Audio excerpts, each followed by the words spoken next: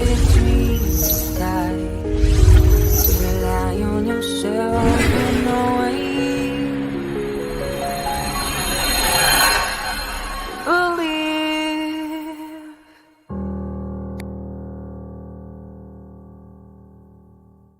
What up, everybody? It is Tuesday. We are going to pick back up where we were yesterday, but we'll start in chapter 9 and go all the way to 14. Um, and just to reiterate, this is a um, more of a lesson of how to just read the book and not read into, read out of. Kinda, but like I said, I think the majority of the reasoning is that I cannot get down where I'm at warm enough, regardless of what I do. So um, it's still early when I get down here, and still very cold when I get down here. So um, consider it sitting outside in, say, 40, 45 degrees, somewhere in there. So what we're working on figuring out how to fix all that. We don't have a fix yet, but you do what you can with what you got when you got it. So it is what it is. But that is more than likely contributing to a lot. That's why I like summer. I don't have to worry about this in summer. I don't have to worry about this mess in the summer. I would concur. I would concur that I might as well be. I got a lot of stuff, but nothing of that kind. Electric socks. I wish.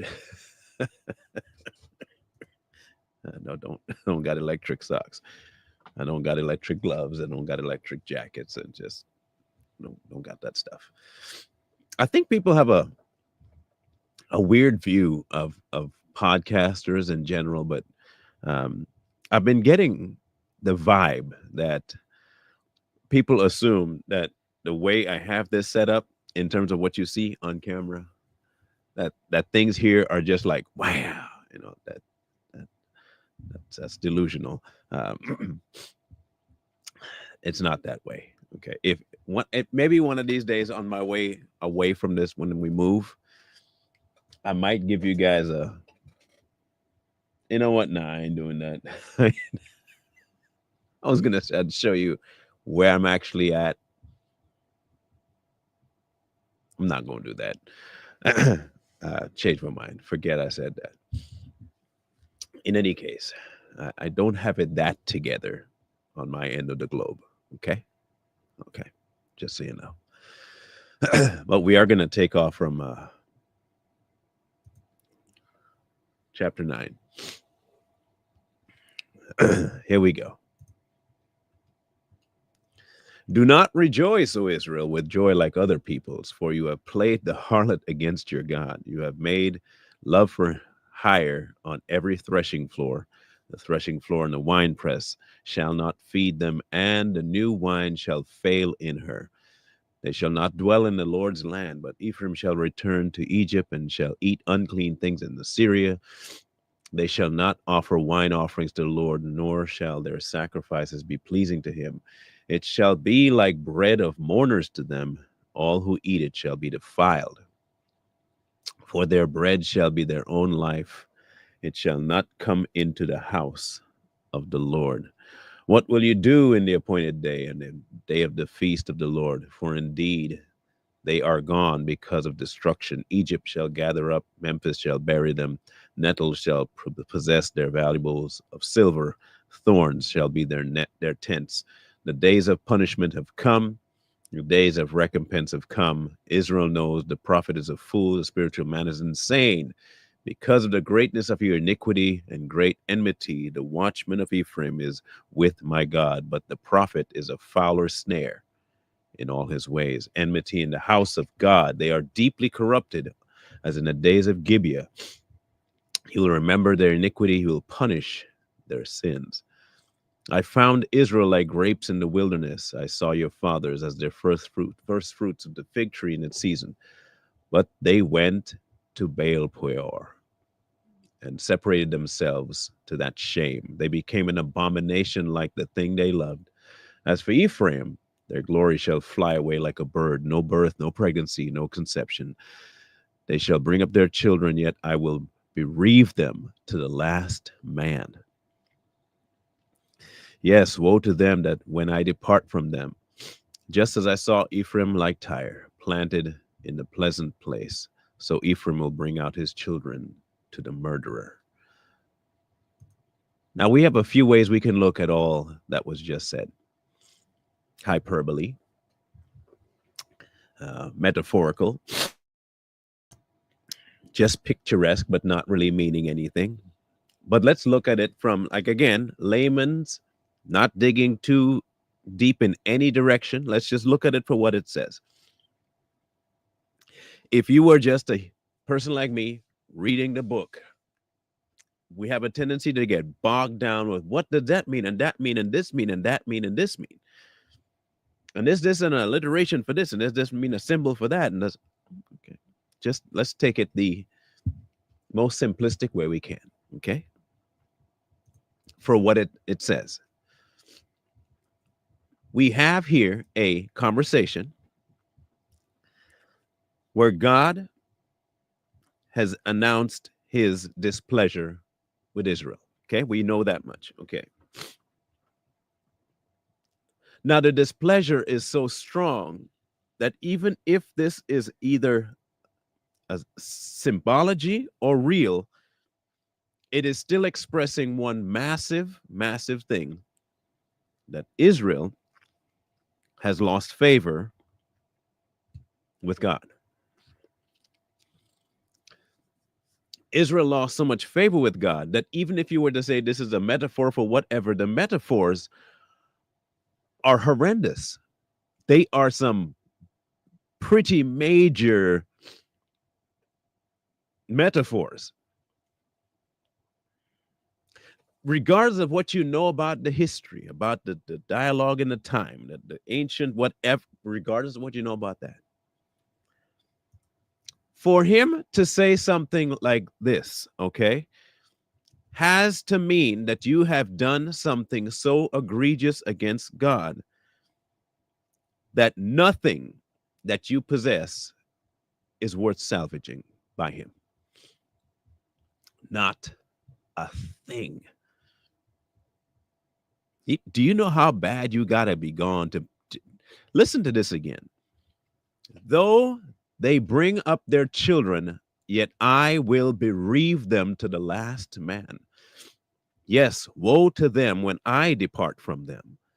Just as I saw Ephraim like Tyre, planted in a pleasant place, so Ephraim will bring out his children to the murderer.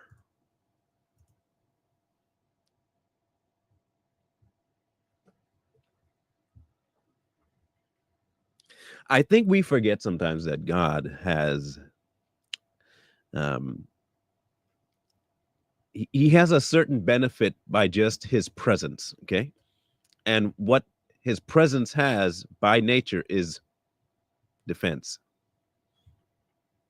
protection. His presence alone does that. But when the value of his presence is not there, it can leave. And when that presence leaves, man, I'm just saying that if you say you want to be a part of his family, maybe perhaps value the presence. And if you don't value the presence, then are you really a part of the family? It I'm just saying, judging by what he just said, those are some pretty crazy metaphors. If they're metaphors, let's say they're real. Let's just go through saying all of this will happen, has happened, did happen. Can you say by reading this that God is unwarranted in his response? No. Again, because you have to admit one thing, and this is what believers have to have in their wheelhouse. You have to believe that nothing he does is unwarranted. Everything he does, he has the right to do.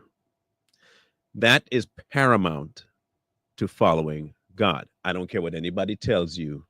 If you do not believe that God can do as he wills and is never wrong, then you don't believe he's God. That's a pretty basic tenet to me. Give them, O Lord, what will you give? Give them a miscarrying womb and dry breasts. All their wickedness is in Gilgal, for there I hated them.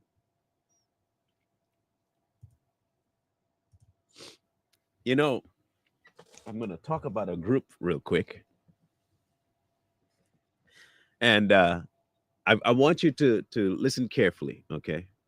This particular group loves to say that they are chosen and that they are the true Israelites.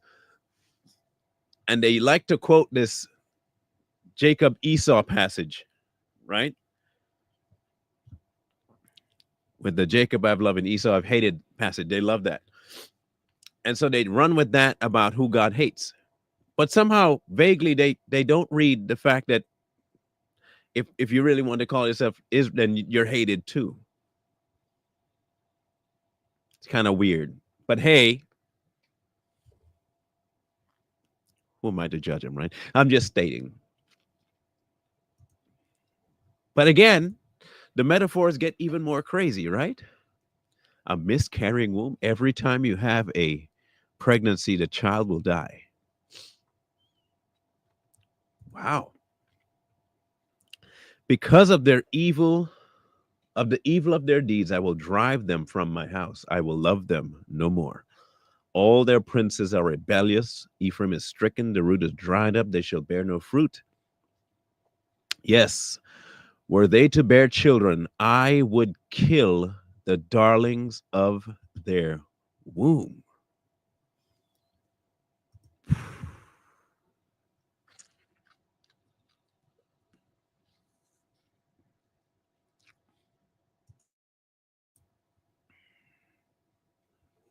Can we be can we be frank for just a second? Just be honest with yourself. Reading that, what was the first thing that came to your mind hearing that? Be straight with yourself. You just heard that line. What's the first thing that came to your mind? What was the first? Let's go there. What's the first emotion that pops up in you? Because, like I said, it's pretty graphic, right? That's pretty graphic. Ephraim is stricken, their root is dried up. They shall bear no fruit. Yes, were they to bear children, I would kill the darlings of their womb.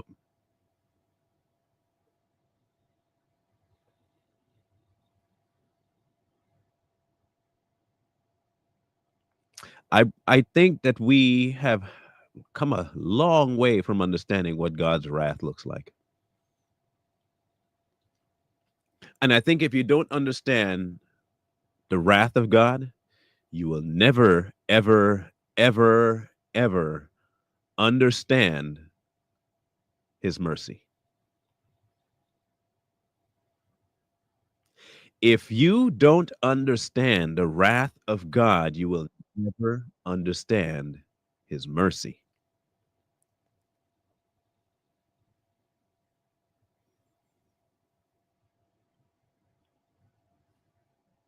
There is a path by which this God here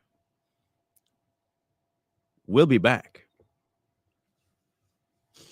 This version of him is coming. This hasn't gone away. His wrath will be poured out. But I think we forget justice, the way we see it, is not the way God sees it. You see, justice for us is about man to man, and that's the extent of our justice. God's justice is God towards man. You do not define justice, He does. Did you know that for the smallest infraction, it's death? You know that Adam and Eve did not commit any murder. They didn't kill anybody. Nope. They didn't traffic. They didn't do any of that, did they? No, no, no, no, no, no. They disobeyed. They disobeyed and ate something they were not supposed to eat. That's it. That resulted in death for everybody. Everybody. Do we understand his wrath yet?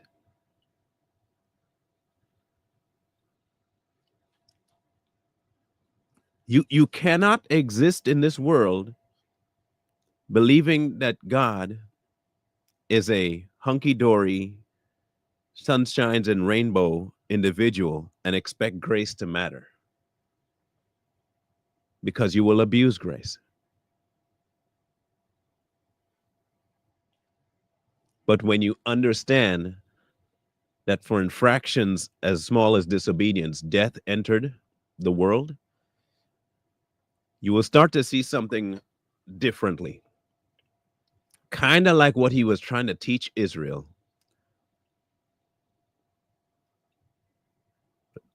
This is dangerous. Disobedience and forfeiture of his grace is dangerous. Abuse of said grace is dangerous. Because if God gets to this level of turning away, leaving, removing his presence, who can stand? My God will cast them away because they did not obey him, and they shall be wanderers among the nation. Israel empties his vine. He brings forth fruit for himself. According to the multitude of his fruit, he has increased the altars. According to the bounty of his land, they have embellished his sacred pillars. Their heart is divided. Now they are held guilty. He will break down their altars and he will ruin their sacred pillars. For now they say, we have no king because we did not fear the Lord. As for a king, what would he do for us? They have spoken words, swearing falsely and making a covenant. Thus judgment springs up like the hemlock in the furrows of the field. The inhabitants of Samaria fear because of the calf of Bethaven. But his people mourn for it, and his priests shriek for it, because its glory has departed from it. The idol also shall be carried to Assyria, as the presence of King Jerob. Ephraim shall receive shame, and Israel shall be ashamed of its own counsel. As for Samaria, her king is cut off like a twig on the water. Also, the high places of Avon and the sin of Israel shall be destroyed. The thorn and thistle shall grow on their altars. They shall say to the mountains, cover us, and the hills fall on us. O Israel, you have sinned from the days of Gibeah. They have stood the battle of Gibeah against the children of iniquity. Do not overtake them.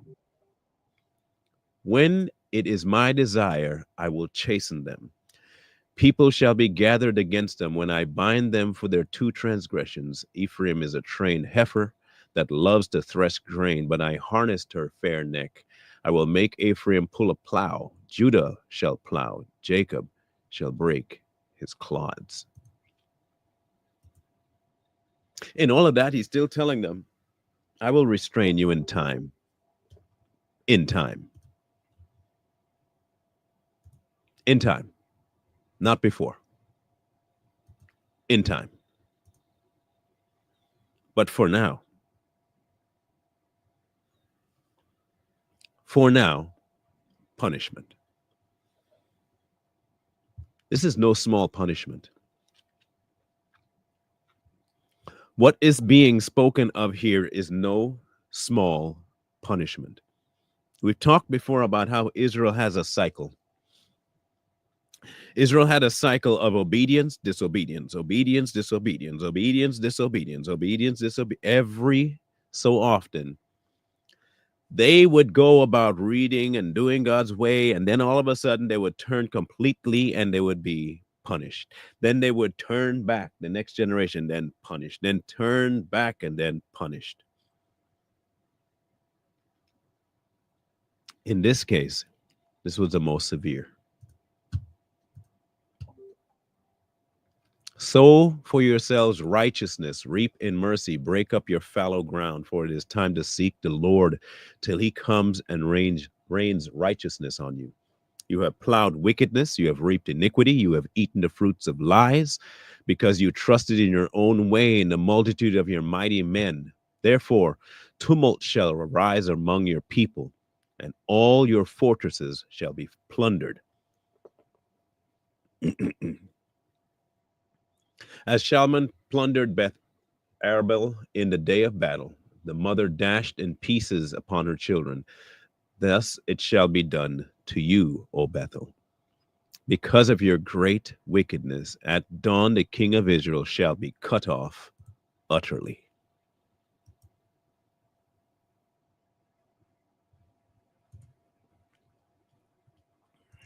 When I tell you that to fall into this kind of judgment must have been something akin to an apocalypse for them. And here we have today a new covenant. Listen to this, a new covenant, a new sacrifice, a permanent sacrifice. And we are still doing the same things Israel did, knowing what Israel went through for doing what they did. We still have a plethora of people doing the exact same thing as Israel. And what do we say? God is merciful. God is love. God is this. No, we ain't worried about nothing. And if he were to impose his wrath, why would God do this? You've seen this before. You have seen people abuse the grace of God. And when God withholds his mercy and grace, they curse him.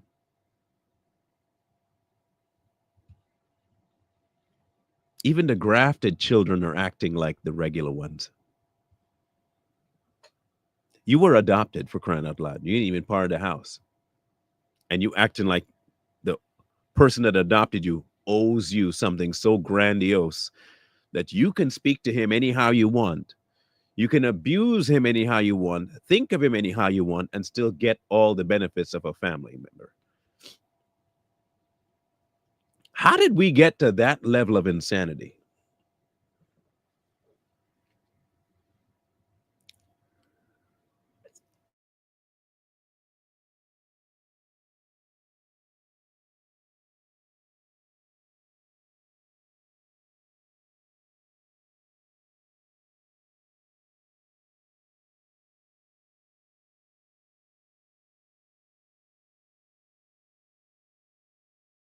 There are some levels of crazy that just cannot be functionally explained.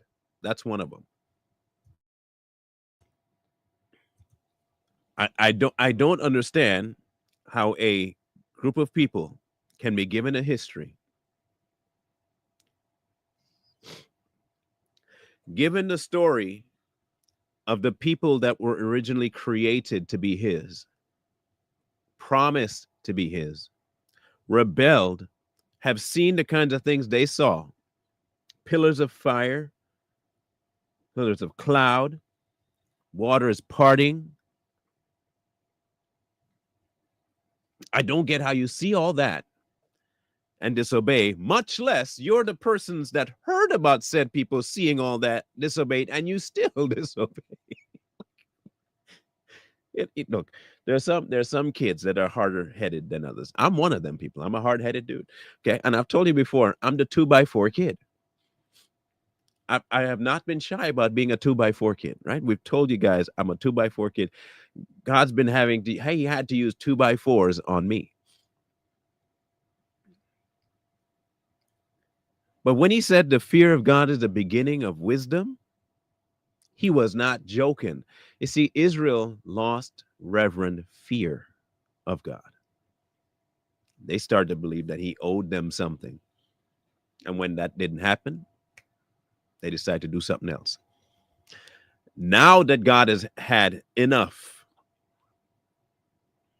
and is issuing the end, oh man, now people want to look at God like, wow, because you'll hear these atheists say, why would a loving God, hold on. Before you go to asking why would God do that, ask yourself, why would mankind do that to a loving God? And if God is just, why would he accept it? Why not ask that question? No, we run straight to questioning God about his behavior when he told you this is the line, don't cross it.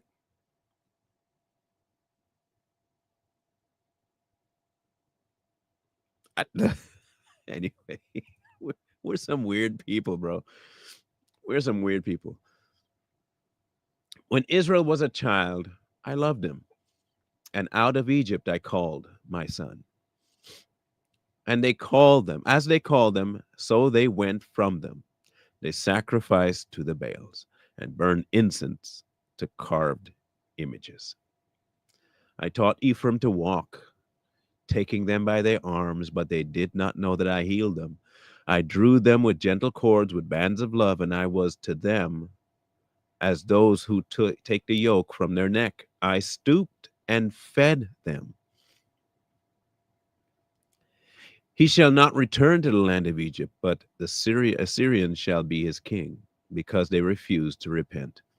And the sword shall slash in his cities, devour his districts, and consume them because of their own counsels. My people are bent on backsliding from me.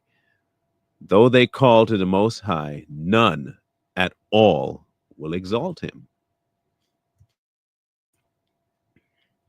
Do you see how he painted this picture? These children that he reared, loved, saved, rescued. No more than moments after he rescued them from Egypt, what did they do? It's better if we were back there. Cross the sea. Are you just going to leave us here to starve? Everything he did was met with ungratefulness. Israel has to be the biggest problem child I have ever seen. And instead of learning from them, today's believer is almost no different. We keep looking to get the way we want to get. And then when we don't get what we want, two things: why God, or God ain't real.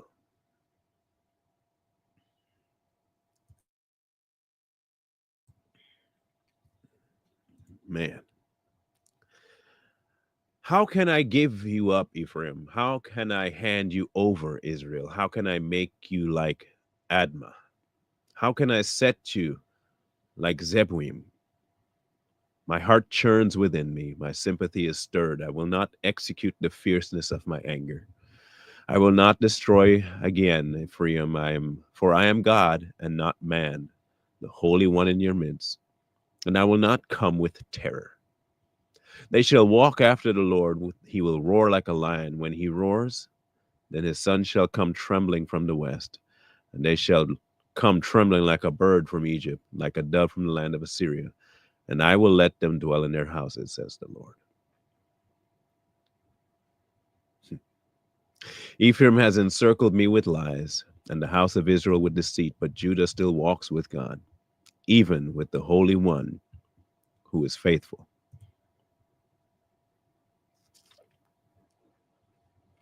And all of that rightfully due his wrath, he still issues mercy.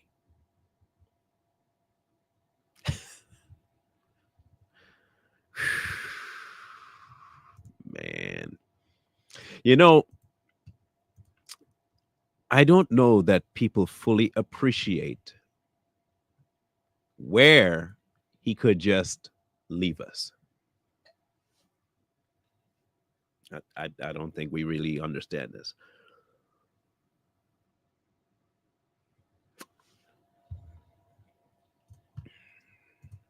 Ephraim feeds on the wind and pursues the east wind. He daily increases lies and desolation.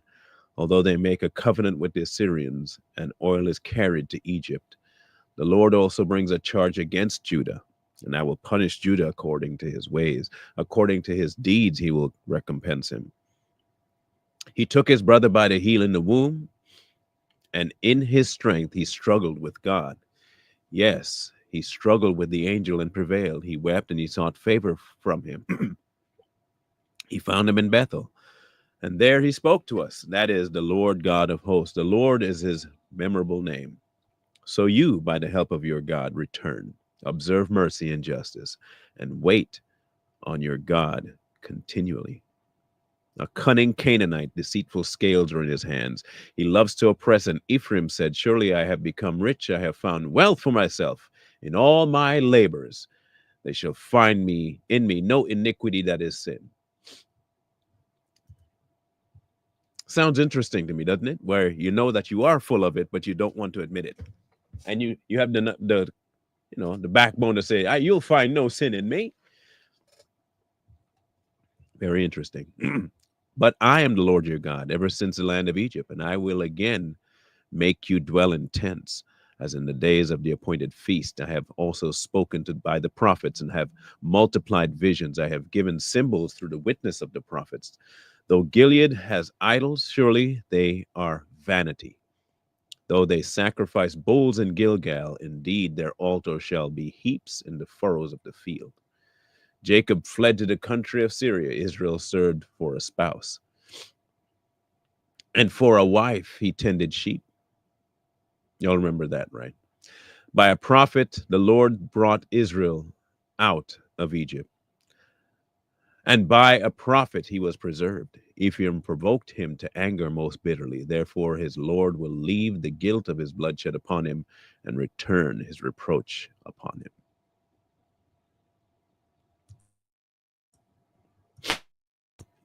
Y'all remember that Jacob,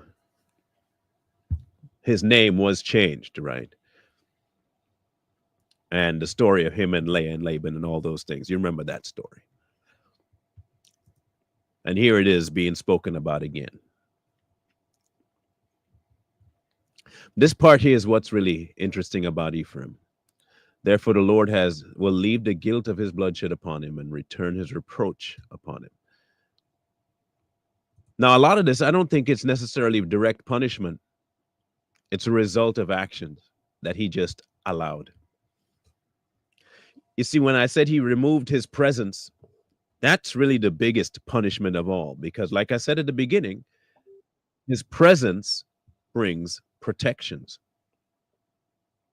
But when you rebel and he removes his presence, everything else goes with him as well. It's a natural result of the lack of his presence.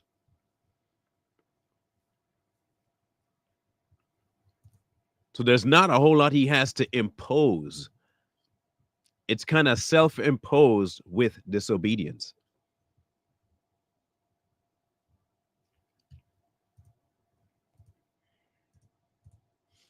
When Ephraim spoke trembling, he exalted himself in Israel. But when he offended through Baal worship, he died. Now they sin more and more and have made for themselves molded images, idols of silver according to their skill, and all of it is the work of craftsmen. They say of them, let the men who sacrifice kiss the calves. Therefore they shall be like the morning cloud and like the early dew that passes away, like chaff blown from the threshing floor and like smoke from the chimney. Yes, I am the Lord your God, ever since the land of Egypt.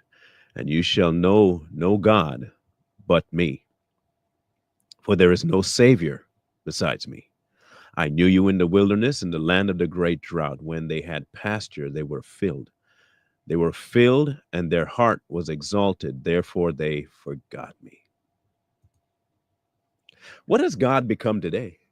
Not the same thing? How many churches do you know, and I use that term loosely, exalt him for who he is and not what he offers? Answer me that. How many people that claim today that they are attending a church go to a church that exalts God as a giver and a blesser, but never exalt him as God? If you find one, you find a rare, rare thing. Nearly all the churches today love looking at God as a thing,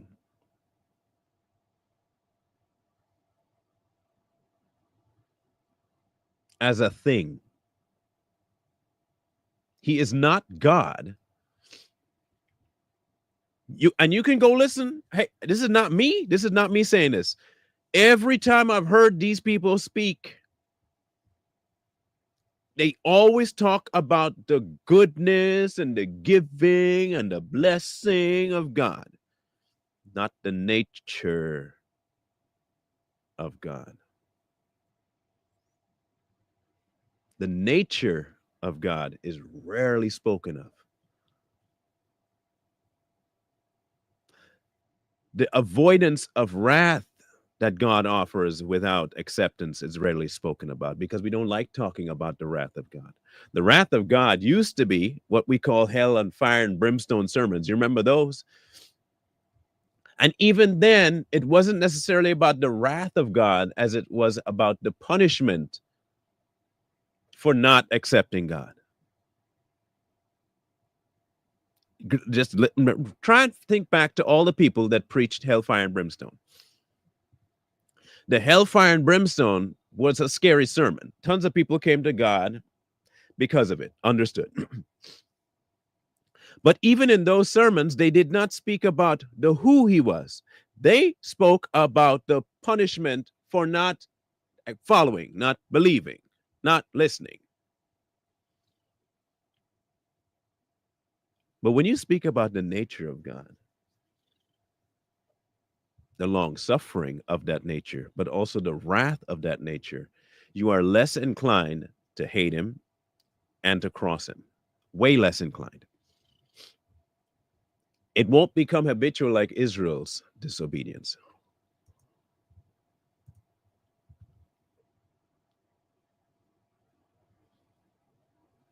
So I will be to them like a lion, like a leopard by the roar. I will lurk. I will meet them like a bear deprived of her cubs. I will tear open their rib cage and I will devour them like a lion. The wild beast shall tear them. What?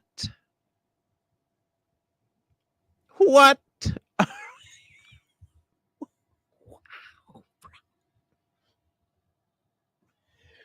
Man.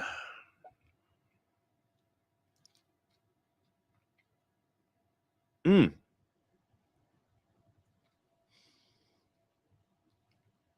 Again, I want to reiterate this.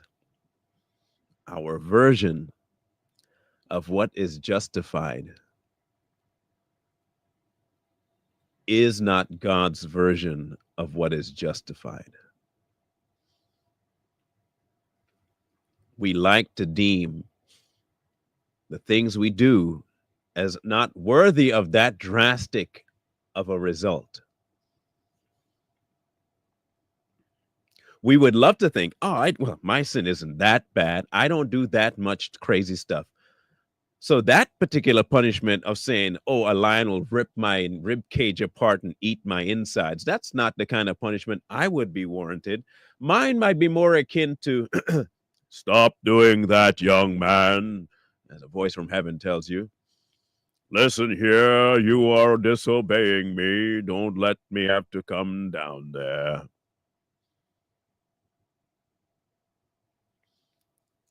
Like I said before, Adam and Eve, all they did was say, I'm not doing what you told me. I'm doing something else. And you see the punishment they got for disobedience? Do you see the punishment that they got for just for disobedience?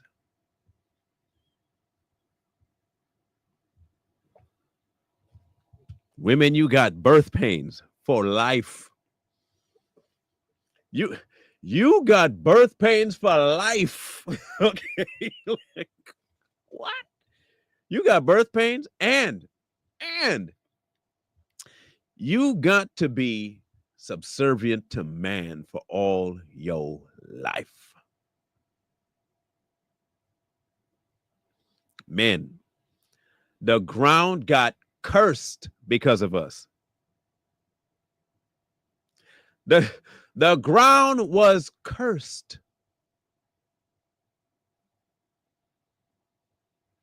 You couldn't even plow no more to reap proper food. You got to work your nails to the bone and you got to sweat. You can't even eat right without doing it work on the ground. That's the punishment for disobedience. And not even disobedience like don't kill. Disobedience for don't touch a fruit. Disobedience for don't eat that. Don't eat that. I want to put this into perspective for you. So the next time you think that your sin ain't that big a deal, don't forget that all of this is happening because they decided to eat something.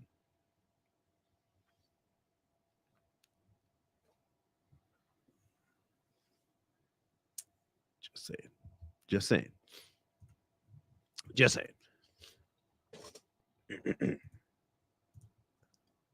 Oh, Israel, you are destroyed, but your help is from me. I will be your king. Where is any other that may save you in all your cities? And your judges to whom you said, give me a king and princes. I gave you a king in my anger and took him away in my wrath. Who was that guy? Anybody remember who that was? You remember when they begged for a king?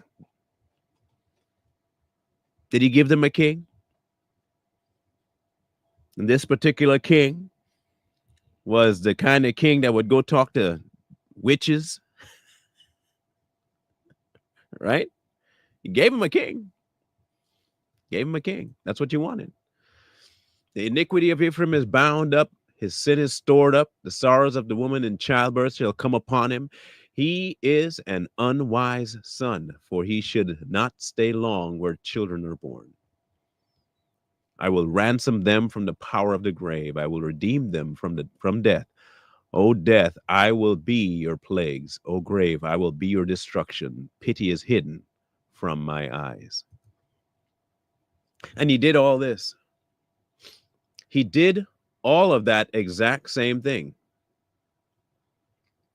God accomplished exactly this because remember, what did Jesus do with the grave? What was our punishment from the time of Adam? What did he keep telling Israel will be their destruction and their end? Death. What did he tell them near the beginning of Hosea? That he will redeem them, that he will find a way to graft in even. When Jesus came, he took the power away from the grave and he redeemed us from death and he became a plague upon death. He was the end of the grave and he had no pity on it either. Straight out of Hosea, you have Jesus right there. And he's telling this to Israel.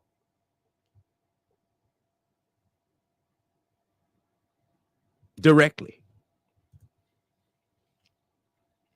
Though he is fruitful among his brethren, an east wind shall come. The wind of the Lord shall come up from the wilderness. Then his spring shall become dry, and his fountain shall be dried up. He shall plunder the treasury of every desirable prize. Samaria is held guilty, for she has rebelled against her God.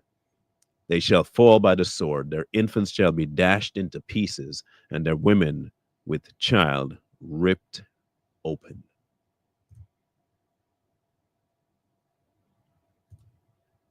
Again, very, very graphic. We like to say, and I've heard this before, the God of the Old Testament is not the same God as in the New Testament because he has left his wrath behind.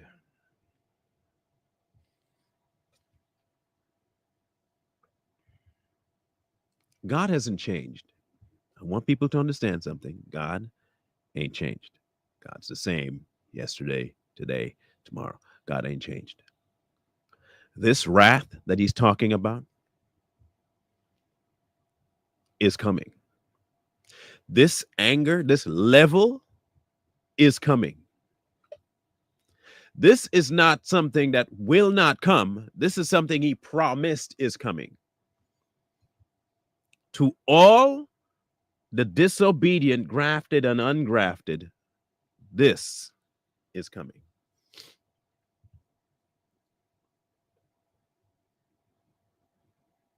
The same way he required Israel to obey, and he requires you to take his son today, those that don't and didn't do either suffered wrath.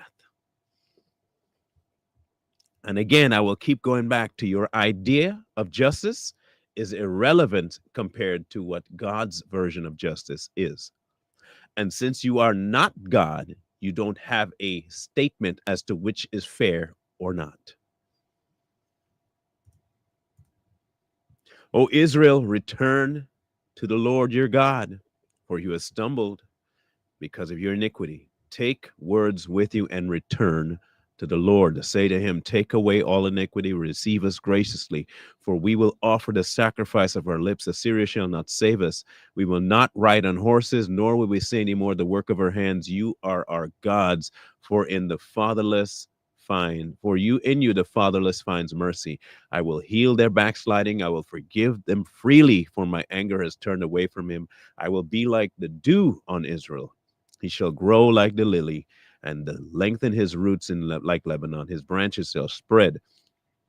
His beauty shall be like an olive tree, and his fragrance like Lebanon. Those who dwell under his shadow shall return, and shall be revived like grain, and grow like a vine. Their scent shall be like the wine of Lebanon. But when will all of that happen? That's usually when people say, right? When will all that happen? It tells you in this passage when all that will happen. Did you catch it? Did you catch when it said it would happen? Prophecy here. You ready for the prophecy of when this will happen? When will this happen?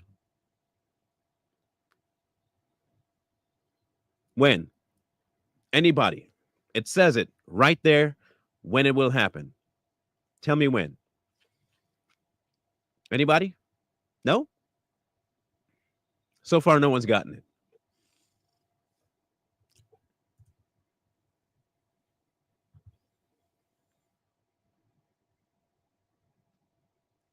This is when it will happen, when they take their words and return to the Lord, saying, take away our iniquity. When Israel turns When Israel turns and comes back, when we turn and come back, all of that, as long as you stay rebellious, though, Ephraim shall say, what have I to do any more with idols? I have heard and observed him. I am like a green cypress tree. Your fruit is found in me. This has to happen. Who is wise? Let him understand these things. Who is prudent? Let him know them. For the ways of the Lord are right. The righteous walk in them, but transgressors stumble in them.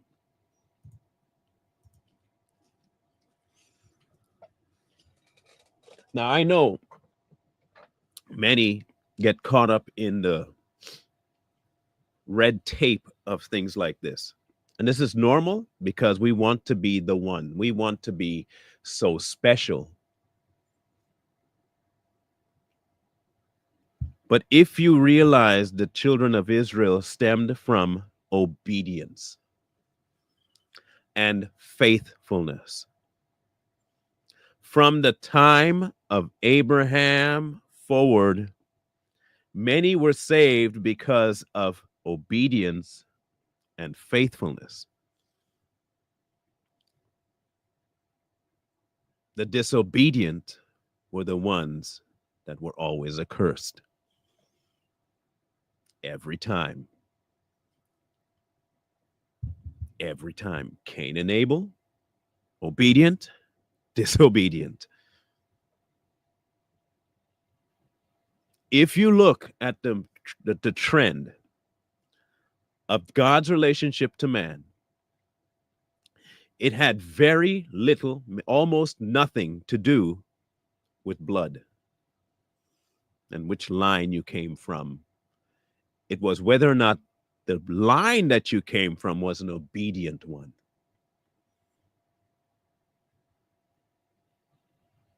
Because the obedient hand down obedience to the next level, to the next generation. Obedience was all. Every time God issued punishment, it was for disobedience. 100% of the time. Every time. You can call it whatever other caveat you want. Disobedience is it. That is the number one. Every sin that we ever do stems from our location of disobedience. Because you disobey something in order to fulfill what you wanted, hence causing your sin. We're disobedient. We don't really like God's law.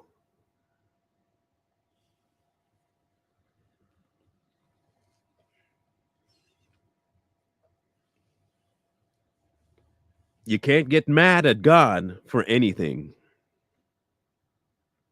Because until you can match his energy in perfection, you probably shouldn't be saying nothing about him.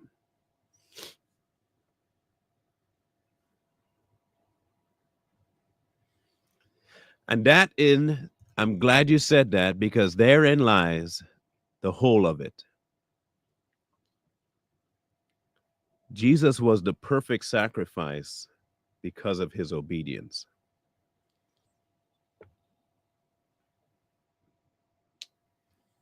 Never once did he say no. Not once. Yet and still, all of our times of saying no and being disobedient from the time of Adam to the end of time was nailed with him on that cross. Every bit of wrath that was described in Hosea, all of that wrath that you just read about, every emotion that you came with, all the feelings you got from being disemboweled by these things that was talked about was heaped on him that day. I want you to understand the kind of punishment that hit him that day. Everything you just heard described in Hosea was heaped on him that day.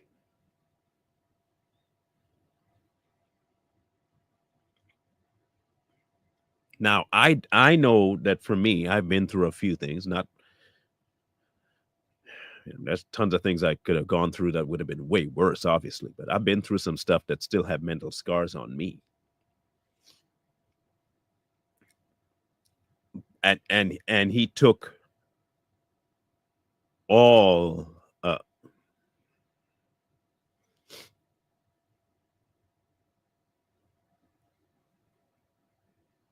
all of it.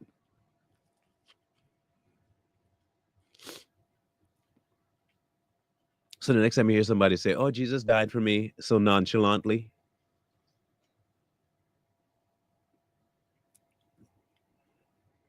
every possible wrathful punishment for the sins of mankind he endured on that cross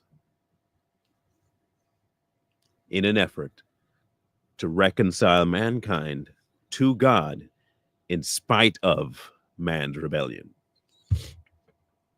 So when he decides that enough is enough and his wrath is poured out because you refused, you don't have a leg to stand on to be upset. You got nothing. You can't say nothing. You got nowhere to go, no wiggle room, none. Because you deserve it. We deserve it. If we regress and go, we deserve it. Point blank, we deserve it.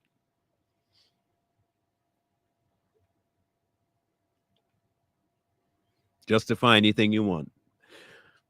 It might be justified in your eyes, but before his eyes, it's not justifiable. That is why we must enter into his life through death, because there's nothing salvageable about what you are. What we are, not salvageable. What he is, redeemable.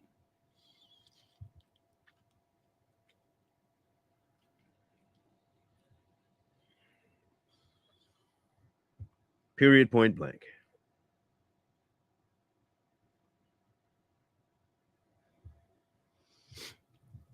There was a there was something I wanted to cover tomorrow, and I'm trying to see if I can find um, the video of it that I had listened to. And I think I recorded it, but I can't remember.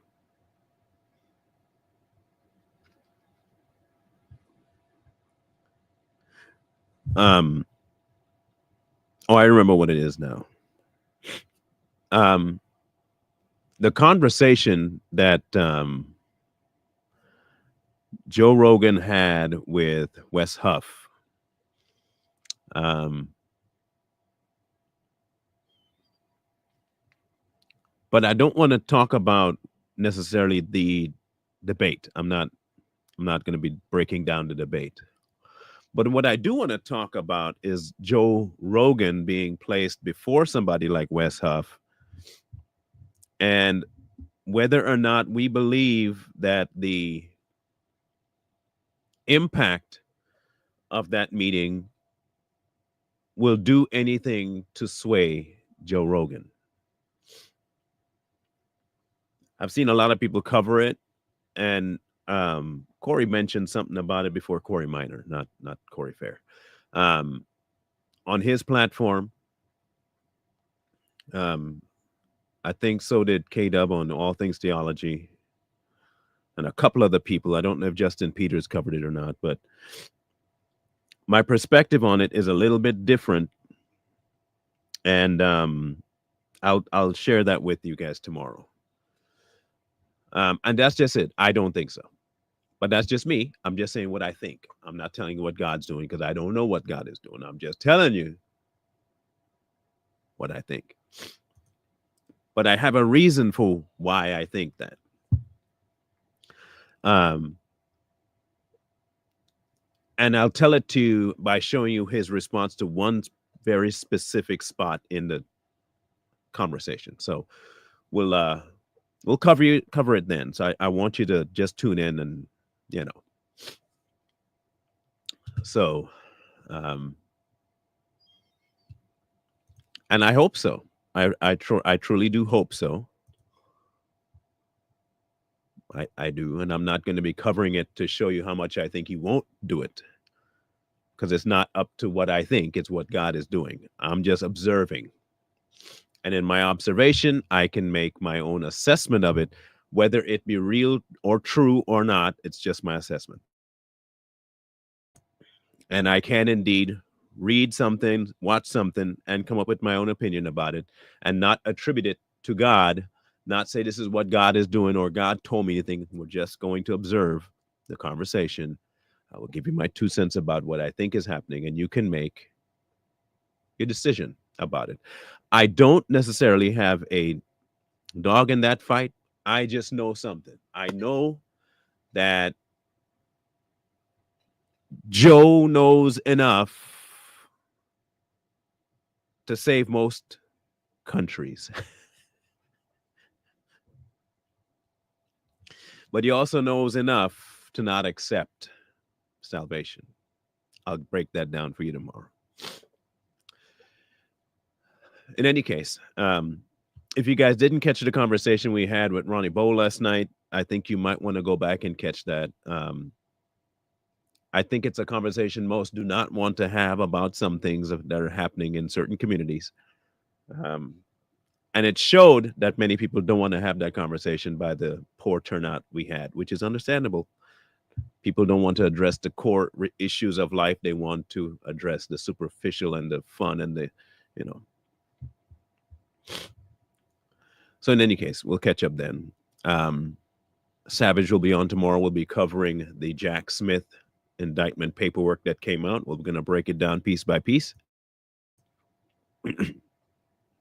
Then come Wednesday on Straight Talk, we'll get into some other things that have been rolling around. I won't give any updates on that one yet. I'll hold on to that one. That one will be my surprise Wednesday. Sorry, Thursday.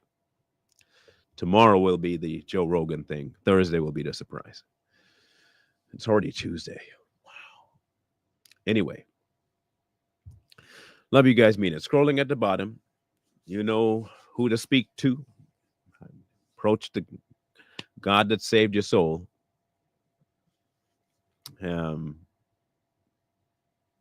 He knows what is what and what goes where. Oh, and also on Too Strong, we'll be finally dropping all the info we have on the Ali Carter situation, all the research we've done, all the background work, and all that stuff. We'll be putting it all together and dropping a full blast across the board about what we think, and we will not touch it much again. We will not. I'm going to state what we state, stand on what we stand, and if you don't like it, you don't like it. It's okay. You don't have to. Just tell us whether or not we're lying. Okay, that's all. In either case, I'll be back tomorrow morning, God willing, for both Straight Talk and Savage Patriots. Wisdom calls to you from the streets, so please, please, please, please find wisdom. Peace. Hold tight the dreams, for if dreams die,